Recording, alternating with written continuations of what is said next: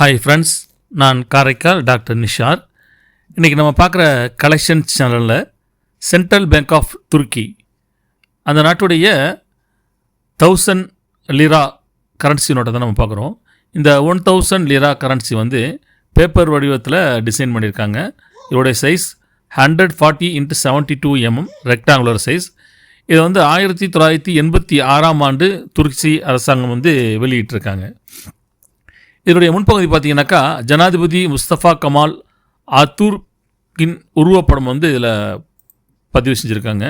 இந்த முஸ்தபா கமால் அட்டாடாக் அவருடைய நவீன துருக்கியின் குடியரசுடைய நிறுவனர் அவர் மற்றும் அதனுடைய முதல் ஜனாதிபதி.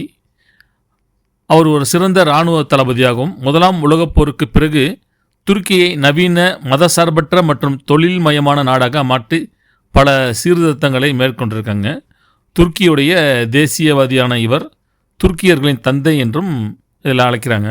ஓட்டமான் பேரரசிய வீழ்ச்சிக்கு பிறகு 1923ஆம் ஆண்டு குடியரசாக அறிவித்து 1938இல் இறக்கும் வரை அவர் 15 ஆண்டுகள் ஜனாதிபதியாக திறம்பட ஆட்சி செய்தார் என்று குறிப்பிட்டிருக்காங்க. இந்த கரன்சியுடைய மறுபக்கம் பார்த்தீங்கன்னாக்கா துருக்கி நாட்டுடைய இஸ்தான்புல்லின் பழைய வானலைகளும் கூடிய சுல்தான் முகமது அப்படின்னா வெற்றியாளர் அவருடைய உருவப்படமும் அதில் இருக்குது. ஹாக்கியா, சோஃபியா மற்றும் சுல்தான் அகமது அவங்களுடைய பெயரில் வந்து மசூதியும் அல்லது நீல மசூதி என்றும் அதில் இஸ்தான்புல் நகரத்தில் வந்து இருக்குதுன்ற குறிப்பில் இருக்குது. அதை தான் நம்ம பார்க்குறோம். சப்ஸ்கிரைப் பண்ணுங்கள், ஃப்ரெண்ட்ஸுக்கு ஷேர் பண்ணுங்கள், லைக் பண்ணுங்கள்.